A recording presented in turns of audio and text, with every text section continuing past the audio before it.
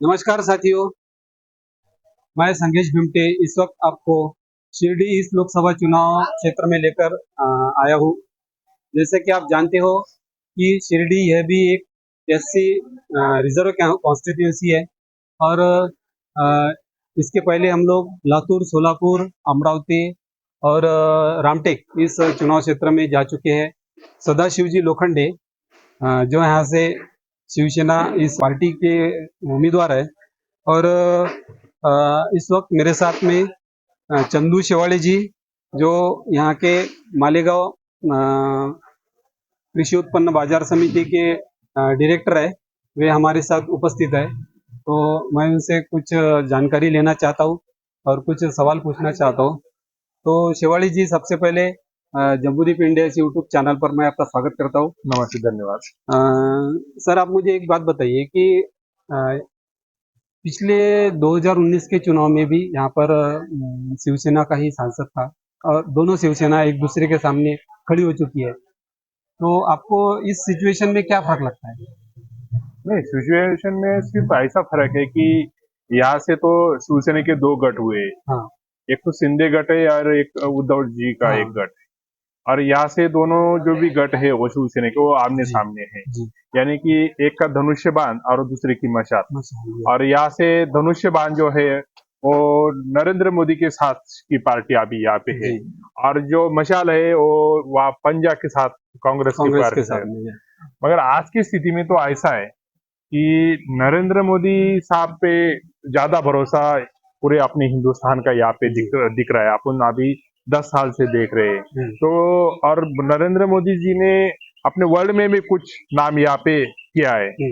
तो यहाँ पे सिर्फ कुछ किसानों की जो कुछ बातें थी, जो प्याज का कुछ दाम का मसला था, तो यहाँ पे कुछ किसान वहाँ पे अपनी वो नाराजगी बताते हैं। जैसे आपने बताया, तो मैं भी एपीएमसी का डायरेक्टर हूँ, तो मुझे भी ये मालूम है कि गवर्नमेंट के जो है कुछ रूल वो हमारे किसानों के वास्ते थोड़े दिक्कत साबित हुए हैं। तो यहाँ से तो मैं गुजारिश अपने चैनल की वजह से तो करूंगा कि अभी तो आगे नरेंद्र मोदी जी की सत्ता आएंगी, ऐसे तो सब चैनल की वजह से दिख रहा है और माहौल भी वैसा है। तो हमारे किसान की तरफ कुछ अच्छा ध्यान दे। बाकी के जो लोग हैं वो तो मोदी जी पे अभी कुछ ऐसे नाराजगी नहीं है, सिर्फ वही किसानों की जो बात है। तो हम भी किसान से वजह से यही राय रखते हैं कि जो कुछ गलतियां हुई है किसानों के दाम की वजह से, तो वो जो गलतियां है वो सुधार के किसान लोगों को कुछ अच्छा प्राइस उनकी दाम को मिलना चाहिए। ये राम मिलना हम चाहिए। यहाँ पे रखेंगे। तो सर, अभी हाल ही में किसानों का एक बड़ा आंदोलन चला है और साथ ही साथ इधर महाराष्ट्र में एक मराठा आंदोलन भी चला है। तो इस दोनों आंदोलन का आपके चुनाव में क्या प्रभाव हो सकता है?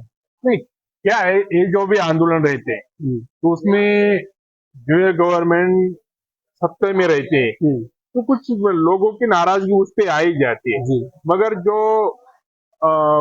अभी ओबीसी का मराठा का जो आंदोलन था, मगर इसमें गवर्नमेंट के हाथ में ज्यादा कुछ नहीं रहता। तो जो लोग ये समझ लेते हैं तो उनको मालूम है कि ये गवर्नमेंट के हाथ में नहीं है, क्योंकि उसमें कोर्ट का भी आ जाता है। जो पहले जो आपने बाबा साहब आम्बेडकर जी ने कुछ कायदे कलम बनाए हैं उसके आगे तो कोई जा नहीं सकता। तो मगर लोगों की राय रहती कि ये भी सरकार के हाथ में रहता, तो वैसा कुछ नहीं रहता। कुछ जो है वो अभी तुमने देखा है कि सब गवर्नमेंट ने, पिछले गवर्नमेंट ने भी दे दिया था, वो मुफ्त कोर्ट में आगे टिका नहीं। अभी भी सिंधिया सरकार ने भी अभी मराठा को आरक्षण यहाँ पे दे दिया है, मगर वो अभी और कुछ जो लोग रहते वो लोग उसको कोर्ट में चैलेंज करते। तो उसमें भी कुछ जो जैसे आपको बताया मैंने कि अम्बेडकर जी ने जो अपने को कुछ कलम दिया है उसके आगे कोई नहीं जा सकता। और इससे जो लोग इससे समझ लेते हैं तो उसको मालूम है कि ये गवर्नमेंट का यहाँ पे कोई रोल नहीं रहता। मगर मैं तो ये बताऊंगा कि यहाँ से शिंदे साहब ने कुछ अच्छा कानून बना के अपने को मराठा लोगों को 10% उन्होंने आरक्षण दिया है, हम उससे खुश है। सर, अभी आपने जो विषय छेड़ा है कि एक मराठा आंदोलन का विषय छेड़ा है और साथ ही साथ आपने एक जो कृषि का जो प्रोडक्ट्स है, कृषि माल है, उसको जो प्रॉपर जो रेट नहीं मिल रहा है, जिसको एमएसपी भी कहा जाता है, उसके विरोध में जो भी आंदोलन हुआ है, तो इन दो विषयों से संबंधित मैं एक एक सवाल पूछना चाहता हूँ। तो मैं पूछना चाहता हूँ कि जैसे कि अभी मराठा आंदोलन की जो बात है, तो मराठा आंदोलन में ऐसा कहा जाता है कि भारतीय जनता पार्टी खास करके मराठा को आरक्षण देना नहीं चाहती है, इसलिए उनको हटे रखा जा रहा है। तो इस विषय में आपको क्या लगता है? नहीं, वो तो जो भी विरोध की जो पार्टियां रही, हम्म, वो तो सिर्फ सत्य वाली पार्टी को बदनाम कर। हम्म, अभी शिंदे साहब ने जो भी 10% मराठाओं को आरक्षण दिया है, हम्म, तो अभी तो शिंदे के साथ तो बीजेपी है। हाँ, उनके ज्यादा एमएलए, उनके ज्यादा आमदार तो उनके है। और उन्होंने तो जितने भी आमदार थे, उन्होंने तो पूरे के पूरे ने उनको समर्थन दिया है। जी, सिर्फ उनको बदनाम करने की ये कोशिश है। अभी वो कांग्रेस जो बदनाम करती है, ये इन्होंने नहीं दिया। तो जब तक 60-70 साल उनकी पार्टी के हाथ में तो था, हम्म, महाराष्ट्र से लेकर दिल्ली तक, फिर उन्होंने क्यों नहीं दिया? जी। ये भी तो लेकिन सर, सवाल है ना हमारा। नहीं, लेकिन बात, कम से कम इन्होंने हाँ, 10% दिया, उन्होंने तो 1% भी नहीं दिया था। हाँ, उनका लेकिन क्या? लेकिन उनका बात ऐसी, जवाब उन्होंने हाँ, पहले देना चाहिए। विषय ऐसा था कि जो आरक्षण है वो कास्ट के बेस पर दिया जाता है, और महाराष्ट्र में जो मराठा आंदोलन चला वो मराठा ये कोई कास्ट नहीं है, ये एक रिलीजन है। तो इस रिलीजन के आधार पर वो रिजर्वेशन की मांग हो रही है। तो ये कुछ चीजें हैं जिसकी वजह से सुप्रीम कोर्ट में ये मामला टिक नहीं पाया। तो दूसरा जो विषय था कि जैसे कि कृषि माल जो है उसको जो रेट मिलना चाहिए, तो अभी एक डिमांड हो रही है कि एक एमएसपी जो रहता है, जो मिनिमम प्राइस होती है, वो मिनिमम प्राइस कम से कम किसानों को मिलना चाहिए। मिला। तो होता यूँ है कि जब भी किसानों का प्रोडक्ट मार्केट में आता है, तो उसी वक्त मार्केट में माल बढ़ जाता है, उसका इनकमिंग बढ़ जाता है, तो ऑटोमेटिकली रेट कम हो जाते हैं। तो वो कितने कम हो सकते हैं, तो उसकी कोई लिमिट नहीं, वो तो सब जो व्यापारी रहता है उनके हाथों में रहता है, डिमांड सप्लाई का जो रूल रहता है। तो अगर ये एमएसपी कानून लागू हो जाता है, तो एक मिनिमम रेट किसानों को मिल सकता है। तो अगर ऐसा हो सकता है, तो फिर किसानों की भी समस्या, बहुत सारी समस्या टूट सकती है। तो आपको क्या लगता है?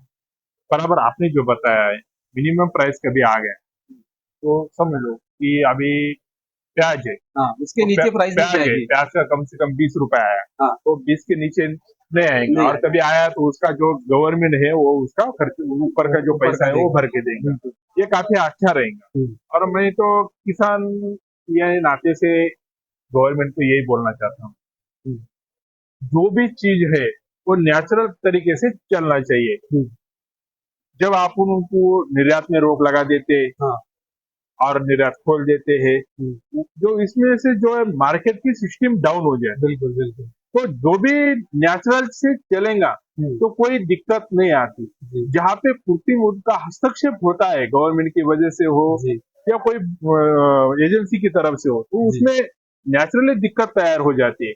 हमको भी मालूम है कि निर्यात चालू है, मगर कहीं उसको उठाव नहीं तो मार्केट डाउन होगा, तो हम किसान लोग भी समझ लेंगे। बिल्कुल। मगर जब कोई एजेंसी है, गवर्नमेंट है, उसमें रोक लगा दी हम्म, और जब हमारे जो भाव है वो गिरा दिए जाते, तो हमको गुस्सा आना तो हो ही जाता है। इसकी वजह बिल्कुल, से तो मेरी तो यही राय है। जी, हम ये भी समझने वाले हैं कि रेट जब मार्केट में आवक जब बढ़ जाएंगी तो उसके दाम गिर जाएंगे, जी, ये कोई बात नहीं है, वो तो जी, सबको समझता है। मगर उसमें बिल्कुल, कृत्रिम हस्तक्षेप गवर्नमेंट ने करना नहीं चाहिए। बस बिल्कुल। मेरी हमारी राय यही है। आ, चंदू शेवाड़ी जी का मैं फिर से एक बार आभार व्यक्त करता हूँ, जिन्होंने हमें इस चुनाव क्षेत्र की जो खास डिमांड है, जो लोगों की समस्या है, एक तो किसानों को जो उनकी मालों का जो दाम मिलना चाहिए, वो समस्या उन्होंने यहाँ पर बताई है।